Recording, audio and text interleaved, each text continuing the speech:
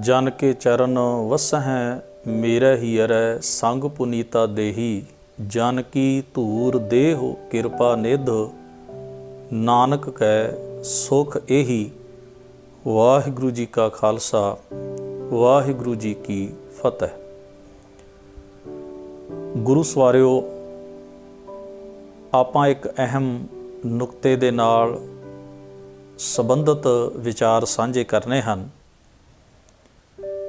ਅਜਿਹਾ ਨੁਕਤਾ ਜਿਹੜਾ ਗੁਰਮਤ ਦੇ ਮਹਾਨ ਇਨਕਲਾਬ ਦੀ ਸਾਨੂੰ ਨਿਸ਼ਾਨਦੇਹੀ ਜਾਂ ਸੋਝੀ ਵੀ ਕਰਵਾਉਂਦਾ ਹੈ ਅਤੇ ਜਿਸ ਦਾ ਸੰਬੰਧ ਗੁਰੂ ਨਾਨਕ ਸਾਹਿਬ ਮਹਾਰਾਜ ਦੇ ਗੁਰਮਤ ਇਨਕਲਾਬ ਦੇ ਨਾਲ ਬੜਾ ਡੂੰਘਾ ਜੁੜਿਆ ਹੋਇਆ ਹੈ ਅਤੇ ਇਸ ਦੇ ਨਾਲ ਗੁਰੂ ਅਰਜਨ ਸਾਹਿਬ ਮਹਾਰਾਜ ਦੇ ਜੀਵਨ ਅਤੇ ਉਹਨਾਂ ਦੀ ਸ਼ਹਾਦਤ ਨਾਲ ਵੀ ਇਸ ਪੱਖ ਦਾ ਬੜਾ ਗਹਿਰਾ ਬੜਾ ਡੂੰਘਾ ਸੰਬੰਧ ਹੈ। ਆਪਾਂ ਸਾਰੇ ਜਾਣਦੇ ਹਾਂ ਗੁਰੂ ਗ੍ਰੰਥ ਸਾਹਿਬ ਮਹਾਰਾਜ ਦੀ ਪਾਵਨ ਬਾਣੀ ਦੇ ਅਰਥ ਕਰਨ ਵਾਲੇ ਵਿਚਾਰਵਾਨ ਪ੍ਰੋਫੈਸਰ ਸਾਹਿਬ ਸਿੰਘ ਜੀ ਤਥਾ ਹੋਰ ਬਹੁਤ ਸਾਰੇ ਗੁਰਮਤ ਗੁਰਬਾਣੀ ਅਤੇ ਇਤਿਹਾਸ ਦੇ ਖੋਜੀਆਂ ਨੇ ਇਸ ਪੱਖ ਨੂੰ ਇਤਿਹਾਸ ਰਾਹੀਂ ਗੁਰਬਾਣੀ ਦੇ ਫਲਸਫੇ ਰਾਹੀਂ ਸਿੱਧ ਕੀਤਾ ਹੈ ਕਿ ਗੁਰੂ ਨਾਨਕ ਮਹਾਰਾਜ ਜੀ ਨੇ ਆਪਣੇ ਸਫ਼ਰਾਂ ਦੇ ਦੌਰਾਨ ਆਪਣੀਆਂ ਪ੍ਰਚਾਰ ਫੇਰੀਆਂ ਦੇ ਦੌਰਾਨ ਉਹਨਾਂ ਮਹਾਨ ਸਤਿਪੁਰਖਾਂ ਦੀ ਬਾਣੀ ਨੂੰ ਆਪ ਆਪਣੀ ਬਾਣੀ ਦੇ ਨਾਲ ਇਕੱਤਰ ਕਰਕੇ ਰੱਖਿਆ, ਸਾਂਭਿਆ ਤੇ ਲਿਆਂਦਾ। 15 ਭਗਤ ਸਾਹਿਬਾਨਾਂ ਦੀ ਬਾਣੀ ਜਿਸ ਨੂੰ ਗੁਰੂ ਨਾਨਕ ਮਹਾਰਾਜ ਪਾਤਸ਼ਾਹ ਨੇ ਜੋਤੀ ਜੋਤ ਸਮਾਉਣ ਤੋਂ ਪਹਿਲਾਂ ਸਮੇਤ ਆਪਣੀ ਬਾਣੀ ਦੇ ਪੋਥੀਆਂ ਦੇ ਰੂਪ ਵਿੱਚ ਭਾਈ ਲਹਿਣਾ ਜੀ ਨੂੰ ਗੁਰੂ ਅੰਗਦ ਸਾਹਿਬ ਜੀ ਦੇ ਰੂਪ ਵਿੱਚ ਥਾਪਣਾ ਦੇ ਕੇ ਇਹ ਦਾਤ ਵੀ ਨਾਲ ਹੀ ਬਖਸ਼ ਦਿੱਤੀ। ਬਾਣੀ ਦਾ ਇਹ ਅਨੂਪਮ ਖਜ਼ਾਨਾ ਇਸੇ ਤਰ੍ਹਾਂ ਗੁਰੂ ਨਾਨਕ ਮਹਾਰਾਜ ਜੀ ਤੋਂ ਗੁਰੂ ਅੰਗਦ ਸਾਹਿਬ ਤੱਕ, ਗੁਰੂ ਅੰਗਦ ਸਾਹਿਬ ਤੋਂ ਗੁਰੂ ਅਮਰਦਾਸ ਮਹਾਰਾਜ, ਗੁਰੂ ਰਾਮਦਾਸ ਸਾਹਿਬ ਜੀ ਤੇ ਫਿਰ ਗੁਰੂ ਅਰਜਨ ਸਾਹਿਬ ਮਹਾਰਾਜ ਤੱਕ ਪਹੁੰਚ ਜਾਂਦਾ ਹੈ। ਗੁਰੂ ਅਰਜਨ ਸਾਹਿਬ ਜੀ ਨੇ ਇਸ ਸਮੁੱਚੀ ਬਾਣੀ ਦਾ ਸੰਪਾਦਨ ਕੀਤਾ। ਇਸ ਨੂੰ ਤਰਤੀਬ ਵਿੱਚ ਇੱਕ ਵੱਡ ਆਕਾਰੀ ਪੋਥੀ ਦੇ ਵਿੱਚ ਸਤਿਗੁਰੂ ਜੀ ਨੇ ਦਰਜ ਕੀਤਾ। ਅੱਜ ਆਪਾਂ ਗੁਰੂ ਗ੍ਰੰਥ ਸਾਹਿਬ ਜੀ ਆਖਦੇ ਹਾਂ, ਗੁਰੂ ਅਰਜਨ ਸਾਹਿਬ ਜੀ ਦੇ ਵਕਤ ਇਸ ਨੂੰ ਪੋਥੀ ਸਾਹਿਬ ਕਿਹਾ ਜਾਂਦਾ ਸੀ। ਗੁਰੂ ਸਾਹਿਬ ਜੀ ਨੇ ਸਮੁੱਚੀ ਬਾਣੀ ਨੂੰ ਬਾ ਤਰਤੀਬ, ਰਾਗਾਂ ਦੇ ਅਨੁਸਾਰ ਅਤੇ ਕ੍ਰਮ ਦੇ ਅਨੁਸਾਰ ਅੰਕਿਤ ਕਰਕੇ ਇੱਕ ਮੁਕੰਮਲ ਰੂਪ ਵਿੱਚ ਸੰਪਾਦਨਾ ਕਰ ਦਿੱਤੀ। ਸਤਿਗੁਰੂ ਜੀ ਨੇ ਆਪਣੀ ਬਾਣੀ, ਗੁਰਸਿੱਖਾਂ ਦੀ ਬਾਣੀ, ਭੱਟਾਂ ਦੀ ਬਾਣੀ, ਪਹਿਲੇ ਸਤਿਗੁਰਾਂ ਦੀ, ਭਗਤਾਂ ਦੀ ਸਮੁੱਚੀ ਬਾਣੀ ਨੂੰ ਤਰਤੀਬ ਵਿੱਚ ਲਿਆ ਕੇ ਲਿਖਿਆ। ਇਸੇ ਲਈ ਗੁਰੂ ਮਹਾਰਾਜ ਦੇ ਇਸ ਮਹਾਨ ਇਨਕਲਾਬੀ ਕਦਮ ਦੀ ਯਾਦ ਨੂੰ ਸਾਂਝਿਆਂ ਕਰਦਿਆਂ ਆਪਾਂ ਹਰ ਸਾਲ ਗੁਰੂ ਗ੍ਰੰਥ ਸਾਹਿਬ ਜੀ ਦਾ ਸੰਪਾਦਨਾ ਪੁਰਬ, ਗੁਰੂ ਸਾਹਿਬ ਜੀ ਦੇ ਪਹਿਲੇ ਪ੍ਰਕਾਸ਼ ਦਾ ਪੁਰਬ ਮਨਾਉਂਦੇ ਹਾਂ। ਗੁਰੂ ਅਰਜਨ ਸਾਹਿਬ ਮਹਾਰਾਜ ਨੇ ਪੋਥੀ ਸਾਹਿਬ ਦੀ ਸੰਪਾਦਨਾ ਤੋਂ ਪਹਿਲਾਂ ਇਸ ਦਰਬਾਰ ਦੀ ਉਸਾਰੀ ਕਰਵਾ ਲਈ ਸੀ, ਜਿਸ ਨੂੰ ਆਪਾਂ ਦਰਬਾਰ ਸਾਹਿਬ ਅੰਮ੍ਰਿਤਸਰ ਸਾਹਿਬ ਕਹਿੰਦੇ ਹਾਂ। ਇਸ ਦਰਬਾਰ ਦੀ ਤਾਮੀਰ ਕਰਵਾਉਣ ਤੋਂ ਬਾਅਦ ਸਤਿਗੁਰੂ ਮਹਾਰਾਜ ਨੇ ਕਮਾਲ ਦੀ ਖੇਡ ਹੈ ਕਿ ਇੱਕ ਦਿਨ ਵੀ ਆਪਣਾ ਆਸਣ ਉੱਥੇ ਨਹੀਂ ਲਾਇਆ। ਆਪ ਉਸ ਜਗ੍ਹਾ ਦੇ ਉੱਤੇ ਇਸ ਤਰ੍ਹਾਂ ਤਖਤ ਉੱਤੇ ਬੈਠ ਕੇ ਸਤਿਗੁਰੂ ਪਾਤਸ਼ਾਹ ਜੀ ਉੱਥੇ ਬਿਰਾਜਮਾਨ ਨਹੀਂ ਹੋਏ। ਮਾਨੋ ਜਿਵੇਂ ਗੁਰੂ ਅਰਜਨ ਸਾਹਿਬ ਜੀ ਨੇ ਇਸ ਦਰਬਾਰ ਦੀ ਤਾਮੀਰ ਤੇ ਉਸਾਰੀ ਹੀ ਇੱਕ ਖਾਸ ਮਕਸਦ ਤੇ ਪਰਪਸ ਲਈ ਕਰਵਾਈ ਤੇ ਉਹ ਇਸ ਦਿਨ ਪੂਰਾ ਹੋ ਗਿਆ ਜਦੋਂ ਗੁਰੂ ਅਰਜਨ ਸਾਹਿਬ ਜੀ ਨੇ ਪੋਥੀ ਸਾਹਿਬ ਦੀ ਸੰਪਾਦਨਾ ਕਰਕੇ ਭਾਈ ਗੁਰਦਾਸ ਜੀ ਲਿਖਾਰੀ ਸਨ, ਹੋਰ ਗੁਰਸਿੱਖਾਂ ਦਾ ਨਾਮ ਹੀ ਸਾਨੂੰ ਇਤਿਹਾਸ ਵਿੱਚ ਮਿਲਦਾ ਹੈ ਤੇ ਮਹਾਰਾਜ ਨੇ ਇਸ ਜਗ੍ਹਾ ਦੇ ਉੱਤੇ ਪੋਥੀ ਸਾਹਿਬ ਦਾ ਪ੍ਰਕਾਸ਼ ਕਰ ਦਿੱਤਾ। ਇਸ ਕਦਮ ਨੂੰ ਕੋਈ ਮਾਮੂਲੀ ਕਦਮ ਨਹੀਂ ਜਾਣਿਆ ਗਿਆ ਇਤਿਹਾਸ ਵਿੱਚ। ਇਹ ਠੀਕ ਹੈ ਵੀ ਜਿਸ ਵੇਲੇ ਆਪਾਂ ਬਿਆਨ ਕਰਦੇ ਹਾਂ ਜਾਂ ਆਪਾਂ ਆਮ ਰੂਪ ਵਿੱਚ ਗੁਰੂ ਗ੍ਰੰਥ ਸਾਹਿਬ ਜੀ ਦੀ ਬਾਣੀ ਨੂੰ ਪਹਿਲੇ ਪ੍ਰਕਾਸ਼ ਪੁਰਬ ਦੇ ਰੂਪ ਵਿੱਚ ਉਹਨਾਂ ਦਾ ਉਹ ਤਿਉਹਾਰ, ਉਹ ਗੁਰਪੁਰਬ ਮਨਾਇਆ ਜਾਂਦਾ ਹੈ, ਤਾਂ ਆਪਾਂ ਇਸ ਨੂੰ ਕੇਵਲ ਇੰਨੀ ਗੱਲ ਕਹਿ ਕੇ ਹੀ ਅੱਗੇ ਤੁਰ ਜਾਂਦੇ ਹਾਂ ਜਾਂ ਕੇਵਲ ਇੰਨੀ ਗੱਲ ਹੀ ਬਹੁਤੀ ਪ੍ਰਚਾਰਦੇ ਜਾਂ ਸੁਣਦੇ ਹਾਂ ਕਿ ਗੁਰੂ ਸਾਹਿਬ ਜੀ ਨੇ ਬਸ ਬਾਣੀ ਨੂੰ ਇਕੱਤਰ ਕੀਤਾ ਸੀ, ਬਾਣੀ ਦਾ ਸੰਪਾਦਨ ਕੀਤਾ ਸੀ, ਫਿਰ ਬਾਣੀ ਦਾ ਪ੍ਰਕਾਸ਼ ਕੀਤਾ ਸੀ, ਬਾਬਾ ਬੁੱਢਾ ਜੀ ਨੂੰ ਪੋਥੀ ਸਾਹਿਬ ਜੀ ਦੀ ਤਾਬਿਆ ਬਿਠਾਇਆ ਸੀ। ਅਸੀਂ ਇੰਨੀ ਕੁ ਹੀ ਗੱਲ ਬਾਰ-ਬਾਰ ਕਹਿੰਦੇ ਹਾਂ। ਇਹ ਸਾਰੀਆਂ ਗੱਲਾਂ ਆਪਣੀ ਜਗ੍ਹਾ 'ਤੇ ਸਹੀ ਹਨ।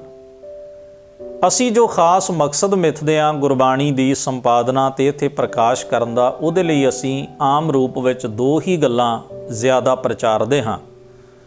ਇੱਕ ਤਾਂ ਇਹ ਕਿ ਗੁਰੂ ਸਾਹਿਬ ਜੀ ਨੇ ਬਾਣੀ ਦੀ ਸੰਭਾਲ ਕਰਨੀ ਸੀ, ਇਹ ਵੀ ਤੱਥ ਸਹੀ ਹੈ।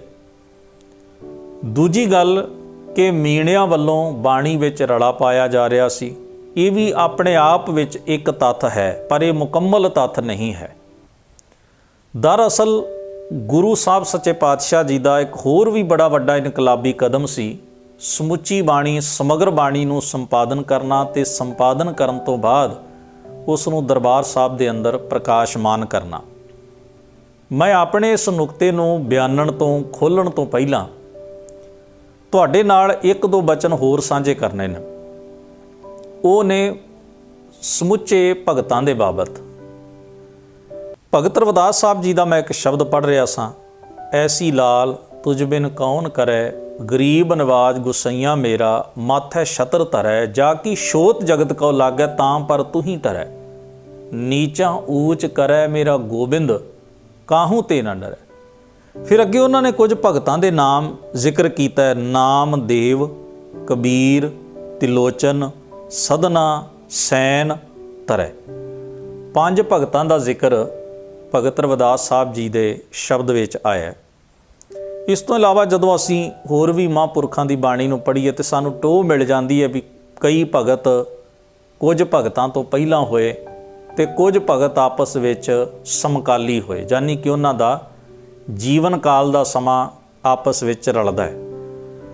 ਇਤਿਹਾਸ ਵਿੱਚ ਸਾਨੂੰ ਐਸੀਆਂ ਕੁਝ ਘਟਨਾਵਾਂ ਜਾਂ ਕੁਝ ਸਾਖੀਆਂ ਜਾਂ ਕੁਝ ਬਿਰਤਾਂਤ ਵੀ ਮਿਲਦੇ ਨੇ ਜਿਨ੍ਹਾਂ ਤੋਂ ਸਾਨੂੰ ਇਹ ਟੋਹ ਲੱਗ ਜਾਂਦੀ ਹੈ ਵੀ ਕੁਝ ਭਗਤ ਆਪਸ ਵਿੱਚ ਇੱਕ ਦੂਜੇ ਨੂੰ ਮਿਲੇ ਵੀ ਸਨ। ਜਿਵੇਂ ਕੁਝ ਤਾਰੀਖਦਾਨਾਂ ਨੇ ਭਗਤ ਰਵਿਦਾਸ ਜੀ ਅਤੇ ਭਗਤ ਕਬੀਰ ਜੀ ਦੇ ਮਿਲਾਪ ਦਾ ਜ਼ਿਕਰ ਵੀ ਕੀਤਾ ਹੈ। ਖੈਰ ਸਾਡਾ ਇਹ ਵਿਸ਼ਾ ਨਹੀਂ, ਅਸੀਂ ਇਸ ਵਿਸ਼ੇ ਵੱਲ ਨਹੀਂ ਜਾਵਾਂਗੇ। ਇਹ ਸਮੁੱਚੀ ਗੱਲ ਕਰਨ ਦਾ ਸਾਡਾ ਜੋ ਭਾਵ ਹੈ ਉਹ ਇਹ ਹੈ ਕਿ ਭਗਤ ਸਾਹਿਬਾਨ ਇੱਕ ਦੂਜੇ ਦੇ ਨਾਂ ਤੋਂ ਵੀ ਜਾਣੂ ਸਨ। ਕੁਝ ਭਗਤ ਆਪਸ ਵਿੱਚ ਇੱਕ ਦੂਜੇ ਨੂੰ ਮਿਲੇ ਵੀ, ਇੱਕ ਦੂਜੇ ਦੇ ਸਮਕਾਲੀ ਹੋਣ ਦੇ ਨਾਤੇ। ਕੁਝ ਭਗਤਾਂ ਨੇ ਦੂਜੇ ਭਗਤਾਂ ਦੇ ਨਾਵਾਂ ਦਾ ਰੈਫਰੈਂਸ, ਉਦਾਹਰਣ ਜਾਂ ਇਉਂ ਕਹਿ ਲਓ ਵੀ ਉਹਨਾਂ ਦੇ ਨਾਵਾਂ ਦਾ ਜ਼ਿਕਰ ਵੀ ਆਪਣੀ ਬਾਣੀ ਵਿੱਚ ਕੀਤਾ।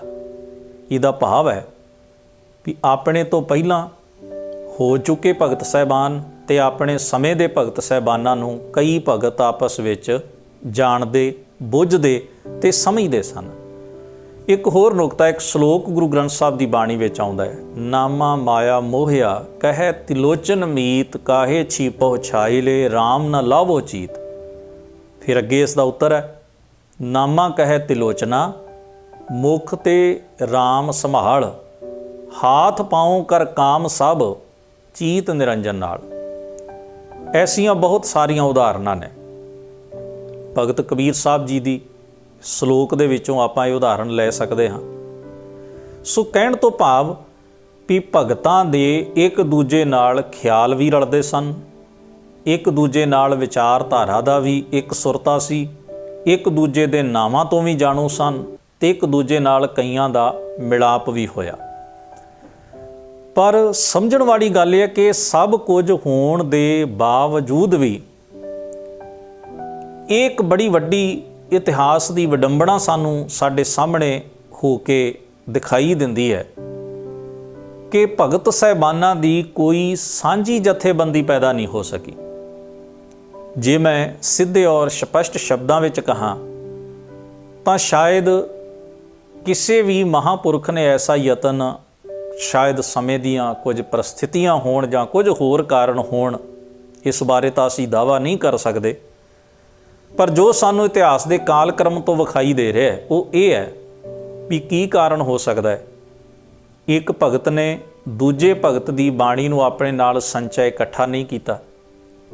ਈਵਨ ਇਹ ਵੀ ਸਮਝ ਲਈਏ ਕਿ ਇੱਕ ਭਗਤ ਸਾਹਿਬਾਨ ਦੇ ਫਾਲੋਅਰ, ਸਮਰਥਕ, ਉਹਨਾਂ ਦੇ ਪੈਰੋਕਾਰ ਅਖਵਾਉਣ ਵਾਲਿਆਂ ਨੇ ਦੂਸਰੇ ਭਗਤ ਸਾਹਿਬਾਨ ਦੀ ਬਾਣੀ ਨੂੰ ਉਹ ਦਰਜਾ ਨਹੀਂ ਦਿੱਤਾ ਜੋ ਉਹਨਾਂ ਨੇ ਆਪਣੀ ਧਾਰਾ ਦੇ ਭਗਤ ਨੂੰ ਦਿੱਤਾ। ਜਿਹੜੇ ਭਗਤ ਸਾਹਿਬਾਨ ਜਾਤ ਪਾਤ ਦੇ ਪ੍ਰਬੰਧ ਦੇ ਖਿਲਾਫ ਲੜਦੇ ਰਹੇ, ਊਚ ਨੀਚ ਭੇਦ ਭਾਵ ਦੇ ਇਸ ਬਣੇ ਹੋਏ ਢਾਂਚੇ ਦੇ ਖਿਲਾਫ ਖੜੇ ਰਹੇ, ਉਹਨਾਂ ਭਗਤਾਂ ਦੇ ਪੈਰੋਕਾਰਾਂ ਨੇ ਹੀ ਉਹਨਾਂ ਭਗਤ ਸਾਹਿਬਾਨਾਂ ਨੂੰ ਆਪਣੀ ਆਪਣੀ ਬਰਾਦਰੀ ਨਾਲ ਹੀ ਜੋੜ ਕੇ ਵੇਖਿਆ। ਉਹਨਾਂ ਨੂੰ ਆਪਣੀ ਬਰਾਦਰੀ ਤੋਂ ਬਾਹਰ ਜਾਂ ਦੂਜੇ ਕਿਸੇ ਭਗਤ ਨੂੰ ਉਹ ਦਰਜਾ ਦੇਣ ਦਾ ਕੋਈ ਮੁੱਢਲਾ ਯਤਨ ਨਹੀਂ ਕੀਤਾ। ਸਤਿਕਾਰ ਆਪਣੀ ਜਗ੍ਹਾ 'ਤੇ ਹੈ, ਮਾਣ ਸਨਮਾਨ ਨਾਲ ਨਾਂ ਲੈਣਾ ਆਪਣੀ ਜਗ੍ਹਾ 'ਤੇ ਹੈ। ਕਦੇ ਕਦਾਈ ਕਿਸੇ ਭਗਤ ਦੇ ਸਮਰਥਕ ਨੇ ਦੂਜੇ ਭਗਤ ਸਾਹਿਬਾਨ ਦੀ ਬਾਣੀ ਪੜ੍ਹੀ, ਇਹ ਵੀ ਆਪਣੀ ਜਗ੍ਹਾ 'ਤੇ ਸਭ ਸਹੀ ਨੇ। ਪਰ ਕੋਈ ਐਸਾ ਸਾਂਝਾ ਪਲੇਟਫਾਰਮ ਭਗਤ ਸਾਹਿਬਾਨਾਂ ਦੇ ਸਮੇਂ, ਕੋਈ ਐਸਾ ਸਾਂਝਾ ਮੁਹਾਜ ਭਗਤ ਸਾਹਿਬਾਨਾਂ ਦੇ ਸਮੇਂ ਜਾਂ ਉਹਨਾਂ ਤੋਂ ਬਾਅਦ ਵੀ ਕਿਸੇ ਵੀ ਸਮਰਥਕ ਧਿਰ ਨੇ ਬਣਾਉਣ ਦਾ ਯਤਨ ਨਹੀਂ ਕੀਤਾ। ਇਹੀ ਵਡਿਆਈ ਗੁਰੂ ਨਾਨਕ ਮਹਾਰਾਜ ਦੀ ਹੈ ਵੀ ਸਤਿਗੁਰੂ ਨੇ ਉਹਨਾਂ ਸਾਰੇ ਭਗਤਾਂ ਦੀ ਬਾਣੀ ਨੂੰ ਆਪਣੀ ਬਾਣੀ ਦੇ ਨਾਲ ਦਰਜ ਕਰਕੇ ਉਹਨੂੰ ਸੰਭਾਲਿਆ। ਉਸ ਬਾਣੀ ਨੂੰ ਖੁਰਨ ਤੋਂ, ਉਸ ਬਾਣੀ ਨੂੰ ਅਲੋਪ ਹੋ ਜਾਣ ਤੋਂ ਬਚਾਇਆ, ਤਾਂ ਕਿ ਉਹਨਾਂ ਭਗਤ ਸਾਹਿਬਾਨਾਂ ਦਾ ਅਨੁਭਵ, ਉਹਨਾਂ ਦਾ ਗਿਆਨ ਤੇ ਉਪਦੇਸ਼ ਇਸ ਸੰਸਾਰ ਵਿੱਚ ਹਮੇਸ਼ਾ ਲਈ ਜਿਉਂਦਾ ਰਹਿ ਸਕੇ। ਤੇ ਆਪਣੀ ਬਾਣੀ ਨਾਲ ਉਸ ਬਾਣੀ ਨੂੰ ਸਾਂਭ ਕੇ ਗੁਰੂ ਨਾਨਕ ਮਹਾਰਾਜ ਆਪਣੀ ਪੋਥੀ ਵਿੱਚ ਦਰਜ ਕਰਕੇ ਲਿਆਏ, ਜਿਹੜੀ ਬਾਣੀ ਦੂਜੀ, ਤੀਜੀ, ਚੌਥੀ, ਪੰਜਵੀਂ ਇਤਿਆਦਿਕ ਅਗਲੀਆਂ ਪਾਤਸ਼ਾਹੀਆਂ ਤੱਕ ਪਹੁੰਚਦੀ ਰਹੀ। ਹੁਣ ਅਸੀਂ ਅਗਲੇ ਨੁਕਤੇ ਵੱਲ ਆਉਂਦੇ ਹਾਂ ਕਿ ਗੁਰੂ ਅਰਜਨ ਸਾਹਿਬ ਮਹਾਰਾਜ ਨੇ ਉਹ ਮਹਾਨ ਇਨਕਲਾਬੀ ਕਦਮ ਚੁੱਕਿਆ ਕਿ ਭਗਤ ਸਾਹਿਬਾਨਾਂ ਦੀ ਸਮੁੱਚੀ ਬਾਣੀ ਨੂੰ ਸਤਿਗੁਰੂ ਨੇ ਬਾ ਤਰਤੀਬ ਇੱਕ ਪੋਥੀ ਵਿੱਚ ਸੰਪਾਦਨ ਕੀਤਾ। ਰਾਗ ਆਧਾਰਿਤ, ਸ਼ਖਸੀਅਤ ਆਧਾਰਿਤ। ਇਸ ਤਰ੍ਹਾਂ ਅਸੀਂ ਜਦੋਂ ਬਾਣੀ ਨੂੰ, ਗੁਰੂ ਗ੍ਰੰਥ ਸਾਹਿਬ ਦੀ ਬਾਣੀ ਨੂੰ ਵੇਖੀਏ ਜਾਂ ਉਹਦਾ ਤਤਕਰਾ ਵੇਖੀਏ, ਬਾਣੀ ਦਾ ਜੋ ਲਿਖਣ ਢੰਗ ਹੈ, ਜਿਹੜੀ ਤਰਤੀਬ ਹੈ, ਉਹ ਆਪਣੇ ਆਪ ਵਿੱਚ ਬਾ ਕਮਾਲ ਹੈ। ਹੁਣ ਗੁਰੂ ਸਾਹਿਬ ਜੀ ਨੇ ਦਰਬਾਰ ਬਣਾਇਆ ਤੇ ਉਸ ਦਰਬਾਰ ਦੇ ਅੰਦਰ ਪੋਥੀ ਸਾਹਿਬ, ਯਾਨੀ ਕਿ ਉਸ ਬਾਣੀ ਨੂੰ ਜਿਸ ਵਿੱਚ ਉਹਨਾਂ ਦੀ ਆਪਣੀ ਪਹਿਲੇ ਗੁਰੂ ਸਾਹਿਬਾਨਾਂ ਦੀ, ਸਿੱਖਾਂ ਦੀ, ਭੱਟਾਂ ਦੀ ਔਰ ਉਹਨਾਂ 15 ਭਗਤਾਂ ਦੀ ਬਾਣੀ ਵੀ ਹੈ, ਉਹ ਸਾਰੀ ਦੀ ਸਾਰੀ ਬਾਣੀ ਨੂੰ ਸਮੁੱਚੇ ਰੂਪ ਵਿੱਚ ਪ੍ਰਕਾਸ਼ਮਾਨ ਕਰ ਦਿੱਤਾ। ਮੈਂ ਇੱਕ ਉਦਾਹਰਣ ਤੁਹਾਡੇ ਸਾਹਮਣੇ ਰੱਖਣੀ ਹੈ। ਭਗਤ ਨਾਮਦੇਵ ਸਾਹਿਬ ਜੀ ਦਾ ਇੱਕ ਸ਼ਬਦ ਹੈ ਜਿਸ ਵਿੱਚ ਮਲ੍ਹਾਰ ਰਾਗ ਦਾ ਉਹ ਸ਼ਬਦ ਹੈ ਜਿਸ ਵਿੱਚ ਉਹ ਲਿਖਦੇ ਨੇ, 1292 ਗੁਰੂ ਗ੍ਰੰਥ ਸਾਹਿਬ ਦਾ ਅੰਕ ਹੈ। ਸ਼ਬਦ ਆਰੰਭ ਹੁੰਦਾ ਹੈ, ਮੋਕੋ ਤੂੰ ਨਾ ਵਿਸਾਰ, ਤੂੰ ਨਾ ਵਿਸਾਰ, ਤੂੰ ਨਾ ਵਿਸਾਰੇ ਰਾਮਈਆ।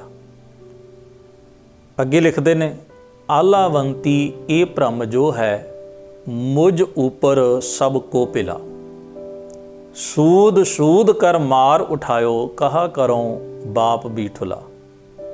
ਮੂਏ ਹੋਏ ਜੋ ਮੁਕਤ ਦੇਹੋਗੇ, ਮੁਕਤ ਨਾ ਜਾਣੈ ਕੋਇਲਾ। ਅੱਗੇ ਸ਼ਬਦ ਵਰਤਦੇ ਨੇ, ਇਹ ਪੰਡਿਆ ਮੋਕੋ ਢੇਡ ਕਹਿਤ, ਤੇਰੀ ਪੈਜ ਪਿਛਾਉਂਦੀ ਹੋਏਲਾ। ਜਦੋਂ ਮੈਂ ਸ਼ਬਦ ਨੂੰ ਪੜ੍ਹਿਆ, ਹੁਣ ਵੀ ਜਿਸ ਵੇਲੇ ਮੈਂ ਸ਼ਬਦ ਦੇ ਅਰਥ ਭਾਵ ਨੂੰ ਫਿਰ ਦੁਬਾਰਾ ਪੜ੍ਹਨ ਦਾ ਯਤਨ ਕਰ ਰਿਹਾ ਸਾਂ, ਤਾਂ ਇੱਕ ਖਾਸ ਚੀਜ਼ ਮਹਿਸੂਸ ਹੁੰਦੀ ਹੈ, ਜਿਵੇਂ ਭਗਤ ਸਾਹਿਬਾਨ ਨੇ ਆਪਣੇ ਮਨ ਦੀ ਡੂੰਘੀ ਪੀੜ, ਬੜੀ ਡੂੰਘੀ ਵੇਦਨਾ, ਬੜਾ ਡੂੰਘਾ ਦਰਦ ਦਾ ਪ੍ਰਗਟਾਵਾ ਜਿਹੜਾ ਹੈ ਉਹਨਾਂ ਨੇ ਆਪਣੇ ਇਸ ਸ਼ਬਦ ਵਿੱਚ ਆਪਣੀ ਜ਼ਬਾਨ ਰਾਹੀਂ ਤੇ ਕਲਮ ਰਾਹੀਂ ਕੀਤਾ ਹੈ। ਕਦੇ ਸ਼ਬਦ ਨੂੰ ਉਸ ਸੰਦਰਭ ਵਿੱਚ ਪੜ੍ਹਨ ਦੀ ਕੋਸ਼ਿਸ਼ ਕਰੀਏ, ਕੀ ਹਾਲਾਤ ਹੋਣਗੇ।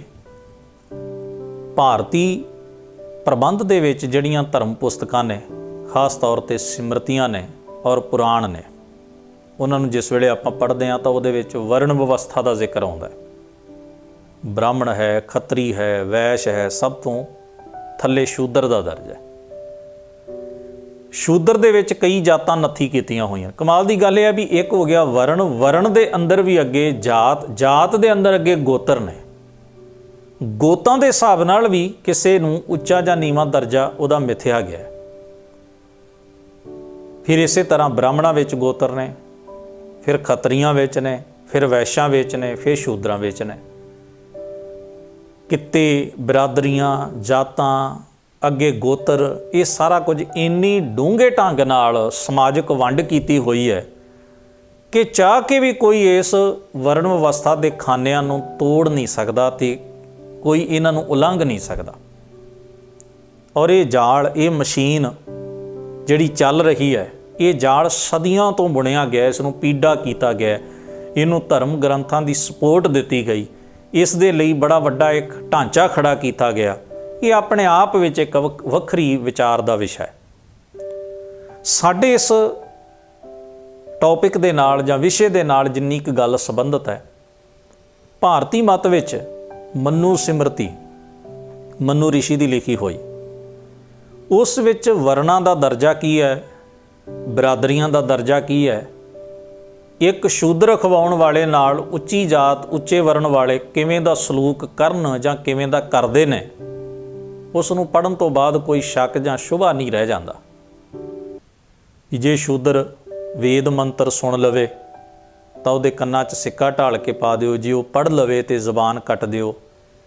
ਬਹੁਤ ਕੁਝ ਐਸਾ ਹੈ ਜਿਸ ਦਾ ਕੇਵਲ ਮਨੂ ਸਿਮਰਤੀ 'ਚ ਹੀ ਨਹੀਂ, ਪੁਰਾਣਾ ਜਾਂ ਹੋਰ ਕਈ ਕਿਸਮ ਦੀਆਂ ਪੁਸਤਕਾਂ ਵਿੱਚ ਵੀ ਬੜਾ ਖੁੱਲ੍ਹ ਕੇ ਵਿਸਥਾਰ ਨਾਲ ਜ਼ਿਕਰ ਕੀਤਾ ਗਿਆ। ਜਦੋਂ ਮੰਨ ਹੀ ਲਿਆ ਗਿਆ ਕਿ ਸ਼ੂਦਰ ਬ੍ਰਹਮਾ ਦੇ, ਕਿਉਂਕਿ ਬ੍ਰਹਮਾ ਨੂੰ ਸ੍ਰਿਸ਼ਟੀਕਰਤਾ ਮੰਨਿਆ ਗਿਆ ਤੇ ਬ੍ਰਹਮਾ ਦੇ ਪੈਰਾਂ ਵਿੱਚੋਂ ਸ਼ੂਦਰ ਦੀ ਪੈਦਾਇਸ਼ ਹੋਈ, ਜਦੋਂ ਮੰਨ ਹੀ ਲਿਆ ਗਿਆ ਵੀ ਪੈਦਾ ਕਰਨ ਵਾਲਾ ਹੀ ਕਿਸੇ ਨੂੰ ਮੂੰਹ 'ਚੋਂ ਪੈਦਾ ਕਰ ਰਿਹਾ ਤੇ ਕਿਸੇ ਨੂੰ ਪੈਰਾਂ 'ਚੋਂ, ਤਾਂ ਫਿਰ ਸੰਭਵ ਹੀ ਸੀ ਮੂੰਹ ਦੇ ਵਿੱਚੋਂ ਪੈਦਾ ਹੋਣ ਵਾਲੇ ਪੈਰਾਂ 'ਚੋਂ ਪੈਦਾ ਹੋਣ ਵਾਲਿਆਂ ਦੇ ਨਾਲ ਕਿਵੇਂ ਬੈਠ ਜਾਂਦੇ।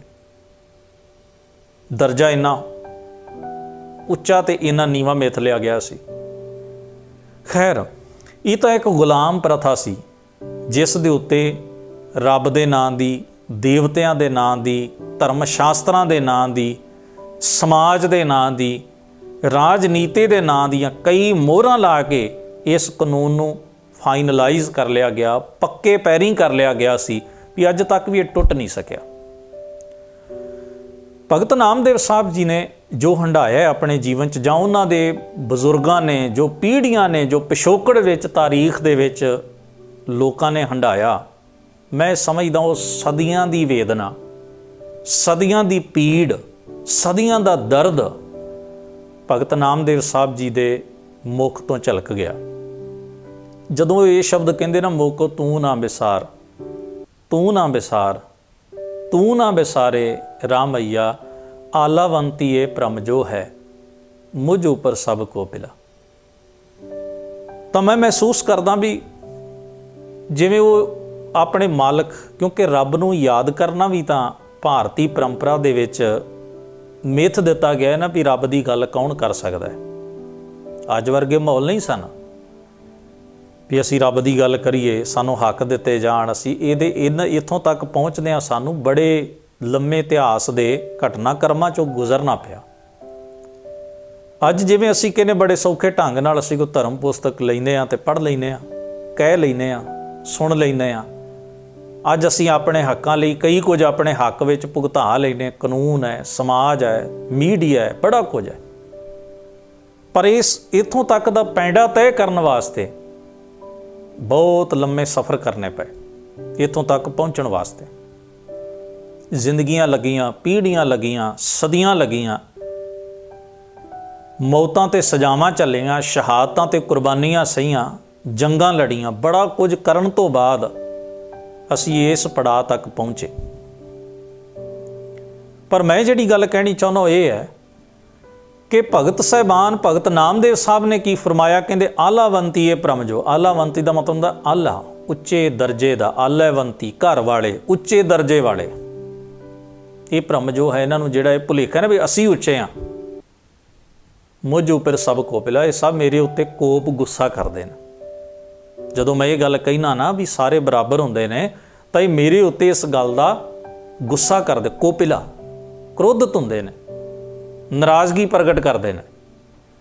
ਫਿਰ ਸੂਦ ਸੂਦ ਕਰ ਮਾਰ ਉਠਾਇਓ, ਕਹਾਂ ਕਰੋ ਬਾਪ ਪੀਠਲਾ, ਮੇਰੇ ਭਗਵਾਨ ਪਰਮੇਸ਼ਰ ਮੈਂ ਕੀ ਕਰਾਂ। ਜਦੋਂ ਇਹ ਮੈਨੂੰ ਸ਼ੂਦਰ ਸ਼ੂਦਰ ਕਹਿ ਕੇ ਧੱਕੇ ਦਿੰਦੇ ਨੇ, ਆਪਣੇ ਬਰਾਬਰ ਨਾਲ ਬੈਠਣ ਨਹੀਂ ਦਿੰਦੇ, ਆਪਣੇ ਬਰਾਬਰ ਨਹੀਂ ਸਮਝਦੇ।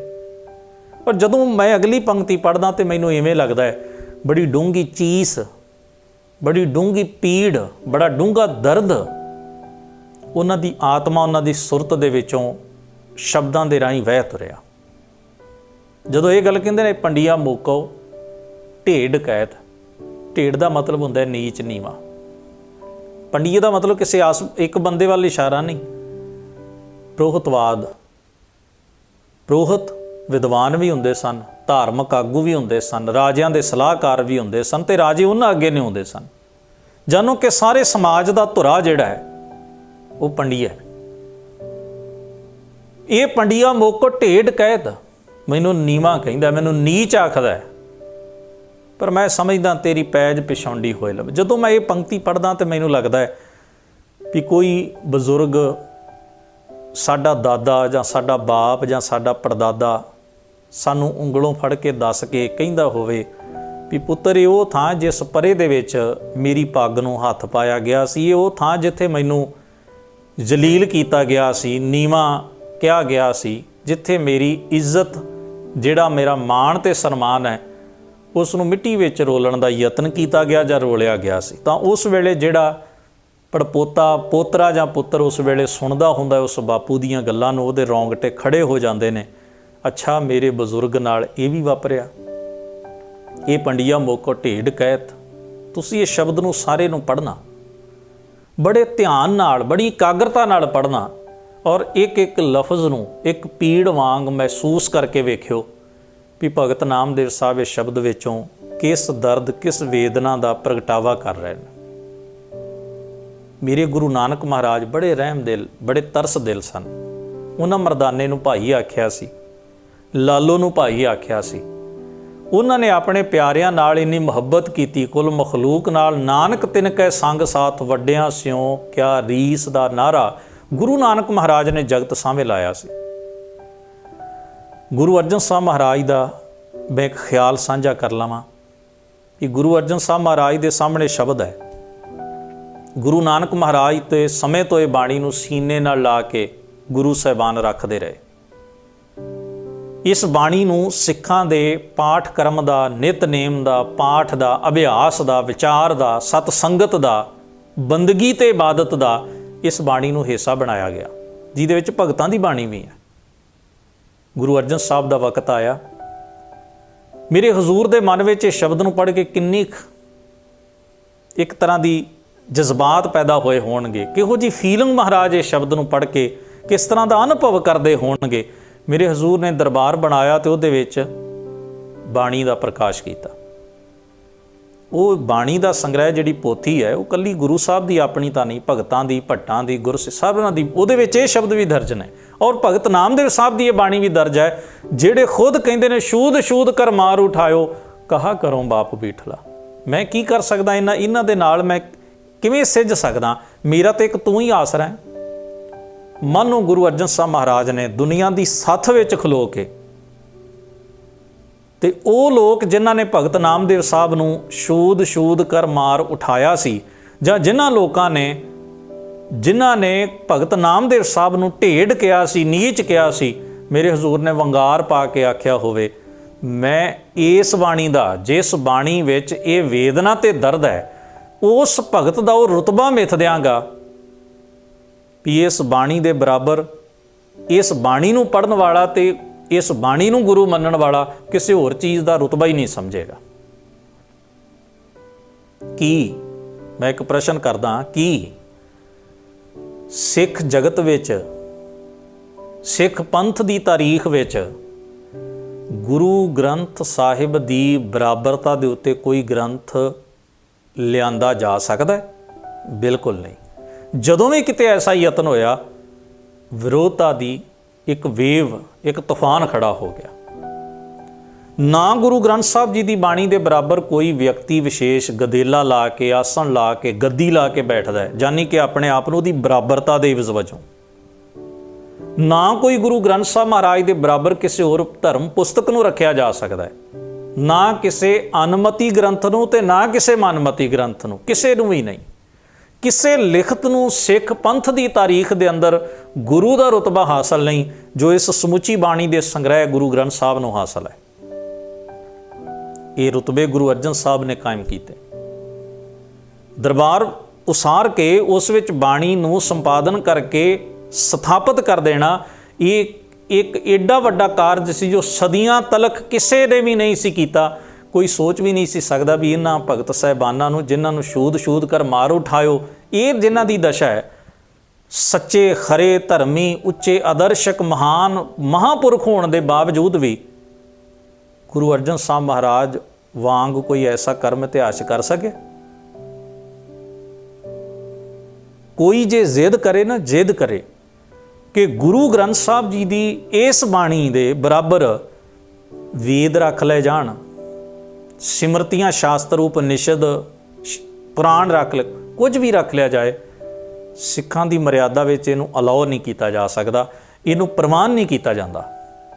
ਜ਼ਰਾ ਸੋਚੋ, ਜਿਹੜੇ ਸ਼ੂਦਰ ਵੇਦ ਮੰਤਰ ਨਹੀਂ ਸਨ ਪੜ੍ਹ, ਜਿਨ੍ਹਾਂ ਨੂੰ ਸ਼ੂਦਰ ਕਿਹਾ ਜਾਂਦਾ ਸੀ, ਵੇਦ ਮੰਤਰ ਨਹੀਂ ਸਨ ਪੜ੍ਹ ਸਕਦੇ, ਜਿਨ੍ਹਾਂ ਨੂੰ ਛੂਦ ਕਰ ਮਾਰ ਉਠਾਇਓ, ਜਿਨ੍ਹਾਂ ਨੂੰ ਢੇਡ ਕਹਿ ਕੇ ਦੁਰਕਾਰਿਆ ਗਿਆ, ਇੰਨੇ ਮਹਾਨ ਸਤਿਪੁਰਖਾਂ ਨੂੰ ਵੀ ਗੁਰੂ ਅਰਜਨ ਸਾਹਿਬ ਮਹਾਰਾਜ ਦਾ ਕਿੱਡਾ ਵੱਡਾ ਇਹ ਇਨਕਲਾਬੀ ਕਦਮ ਹੈ।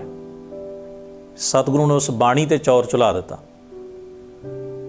ਉਸ ਬਾਣੀ ਨੂੰ ਬਿਰਾਜਮਾਨ ਕਰ ਦਿੱਤਾ ਔਰ ਉਸ ਬਾਣੀ ਨੂੰ ਸਿੱਖ ਦੇ ਅਭਿਆਸ ਦਾ ਹਿੱਸਾ ਬਣਾ ਕੇ ਆਖਿਆ, ਸਿੱਖ ਦੀ ਸਤ ਸੰਗਤ ਹੀ ਇਸ ਬਾਣੀ ਦੇ ਆਸ਼ੇ ਤੇ, ਇਸ ਬਾਣੀ ਤੇ ਕੇਂਦਰਿਤ ਹੋਏਗੀ। ਸਾਡੀ ਸਤ ਸੰਗਤ ਹੀ ਬਾਣੀ ਹੈ, ਸਾਡੀ ਇਬਾਦਤ ਦਾ ਧੁਰਾ ਹੀ ਬਾਣੀ ਹੈ, ਸਾਡੀ ਬੰਦਗੀ ਹੀ ਬਾਣੀ ਨਾਲ ਸ਼ੁਰੂ ਹੁੰਦੀ ਹੈ।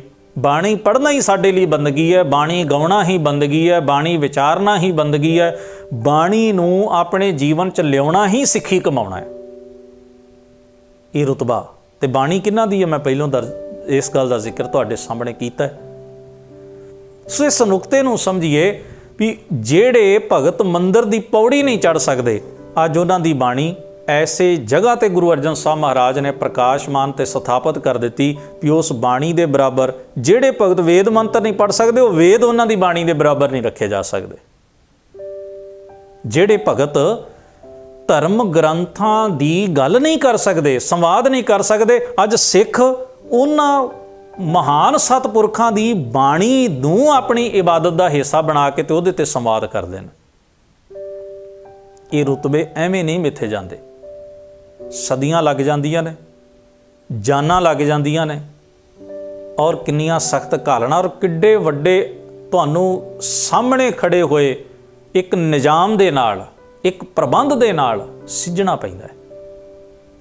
ਤੇ ਜਦੋਂ ਅਸੀਂ ਗੁਰੂ ਅਰਜਨ ਸਾਹਿਬ ਮਹਾਰਾਜ, ਦੋ ਗੱਲਾਂ, ਜਦੋਂ ਅਸੀਂ ਪਹਿਲੇ ਪ੍ਰਕਾਸ਼ ਪੁਰਬ ਦੀ ਗੱਲ ਕਰੀ ਉਦੋਂ ਵੀ ਇਹ ਨੁਕਤਾ ਧਿਆਨ 'ਚ ਰੱਖੀਏ, ਤੇ ਜਦੋਂ ਗੁਰੂ ਅਰਜਨ ਸਾਹਿਬ ਜੀ ਦੀ ਸ਼ਹਾਦਤ ਦੀ ਗੱਲ ਕਰੀਏ ਉਦੋਂ ਵੀ ਇਸ ਨੁਕਤੇ ਨੂੰ ਧਿਆਨ ਵਿੱਚ ਰੱਖੀਏ ਵੀ ਗੁਰੂ ਅਰਜਨ ਸਾਹਿਬ ਮਹਾਰਾਜ ਨੂੰ ਸ਼ਹੀਦ ਕਰਨ ਦੇ ਪਿੱਛੇ ਇਕੱਲੇ ਚੰਦੂ ਜਾਂ ਇਕੱਲੇ ਜਹਾਂਗੀਰ ਹੀ ਨਹੀਂ, ਹੋਰ ਵੀ ਬਹੁਤ ਲਾਬੀਆਂ ਸਨ, ਹੋਰ ਵੀ ਐਸੇ ਧੜੇ ਸਨ ਜਿਨ੍ਹਾਂ ਦੇ ਅੰਦਰ ਅੱਗ ਬਲ ਉੱਠੀ ਹੋਏਗੀ ਵੀ ਜਿਨ੍ਹਾਂ ਭਗਤਾਂ ਨੂੰ ਅਸੀਂ ਮੰਦਰ ਦੀ ਪੌੜੀ ਨਹੀਂ ਚੜ੍ਹਨ ਦਿੱਤਾ, ਉਹਨਾਂ ਦੀ ਬਾਣੀ ਦੇ ਉੱਤੇ ਚੌਰ ਹੋ ਰਹੇ ਨੇ, ਔਰ ਉਹਨਾਂ ਦੀ ਬਾਣੀ ਦੇ ਬਰਾਬਰ ਅੱਜ ਸਾਡੇ ਸਦੀਆਂ ਦੇ ਬਣਾਏ ਹੋਏ ਧਰਮ ਗ੍ਰੰਥ ਵੀ ਨਹੀਂ ਰੱਖੇ ਜਾ ਸਕਦੇ। ਐਡਾ ਸਟੇਟਸ ਵੀ ਕੋਈ ਮਿੱਥ ਸਕਦਾ ਹੈ ਉਹਨਾਂ ਭਗਤ ਸਾਹਿਬਾਨਾਂ ਦੀ ਬਾਣੀ ਦਾ, ਉਪਦੇਸ਼ ਦਾ?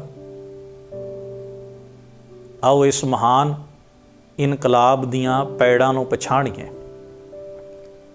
ਅੱਜ ਵੀ ਬੜਾ ਚਾਤਰ, ਚਲਾਕ ਤੇ ਸ਼ਾਤਰ ਐਸਾ ਪੰਡਿਆਵਾਦ ਜਾਂ ਐਸੀ ਸੋਚ ਜਿਹੜੀ ਹੈ ਉਹ ਅੱਜ ਵੀ ਭਗਤਾਂ ਦੇ ਨਾਮਾਂ ਦੇ ਉੱਤੇ, ਭਗਤਾਂ ਤੇ ਗੁਰੂਆਂ ਦੇ ਨਾਂ ਦੇ ਉੱਤੇ, ਭਗਤਾਂ ਦੇ ਆਪਸੀ ਸੰਬੰਧਾਂ ਦੇ ਨਾਂ ਦੇ ਉੱਤੇ ਦਫੇੜਾਂ ਪੈਦਾ ਕਰਕੇ ਉਸ ਸੁਪਨੇ ਨੂੰ ਚਕਨਾਚੂਰ ਕਰ ਦੇਣਾ ਚਾਹੁੰਦੀਆਂ ਨੇ, ਉਸ ਇਨਕਲਾਬ ਦਾ ਤੱਤ ਖਤਮ ਕਰ ਦੇਣਾ ਚਾਹੁੰਦੀਆਂ ਨੇ, ਉਹਨੂੰ ਧੁੰਦਲਾ ਪਾ ਦੇਣਾ ਚਾਹੁੰਦੀਆਂ ਨੇ, ਜਿਹੜਾ ਸਾਨੂੰ ਸਾਡੇ ਭਗਤ ਸਾਹਿਬਾਨ ਬਜ਼ੁਰਗਾਂ ਨੇ, ਸਾਡੇ ਵੱਡੇ ਵਡੇਰਿਆਂ ਨੇ, ਸਾਡੇ ਗੁਰੂਆਂ ਨੇ, ਸਾਡੇ ਮਹਾਨ ਪੁਰਖਾਂ ਨੇ ਸਾਨੂੰ ਬਖਸ਼ਿਆ। ਗੁਰਬਾਣੀ ਦੇ ਰੂਪ ਵਿੱਚ ਸਮਗਰ ਬਾਣੀ ਹੀ ਸਾਡੀ ਗੁਰੂ ਹੈ, ਤੇ ਇਸ ਬਾਣੀ ਦੇ ਵਿੱਚ ਹੀ ਉਹਨਾਂ ਮਹਾਨ ਸਤਿਪੁਰਖਾਂ ਦਾ ਜੀਵਨ ਅਨੁਭਵ ਤੇ ਤਜਰਬਾ, ਤੱਤ ਨਿਚੋੜ ਸਾਂਭਿਆ ਪਿਆ। ਇਹੀ ਸਾਡੀ ਬੰਦਗੀ, ਇਹੀ ਸਾਡੀ ਇਬਾਦਤ ਹੈ। ਇਸ ਨੂੰ ਮੰਨਣਾ, ਸਤਿਕਾਰਨਾ ਤੇ ਕਮਾਉਣਾ ਹੀ ਸਾਡਾ ਸਿੱਖੀ ਧਰਮ ਹੈ। ਆਓ ਇਸ ਨੂੰ ਪ੍ਰਵਾਨੀਏ, ਮੰਨੀਏ ਤੇ ਮੰਨਣ ਪ੍ਰਵਾਨਣ ਦੇ ਨਾਲ ਨਾਲ ਸਭ ਤੋਂ ਪਹਿਲਾਂ ਇਹਨੂੰ ਜਾਣੀਏ ਤੇ ਜਾਣਦਿਆਂ ਹੋਇਆਂ ਇਸ ਉੱਤੇ ਪਹਿਰਾ ਦਈਏ, ਤਾਂ ਕਿ ਅਸੀਂ ਆਪਣੇ ਮਹਾਨ ਪੁਰਖਾਂ ਦੇ ਸੱਚੇ ਸੁੱਚੇ ਸਿਦਕਵਾਨ ਵਾਰਸ ਬਣ ਸਕੀਏ। ਵਾਹਿਗੁਰੂ ਜੀ ਕਾ ਖਾਲਸਾ, ਵਾਹਿਗੁਰੂ ਜੀ ਕੀ ਫਤਿਹ।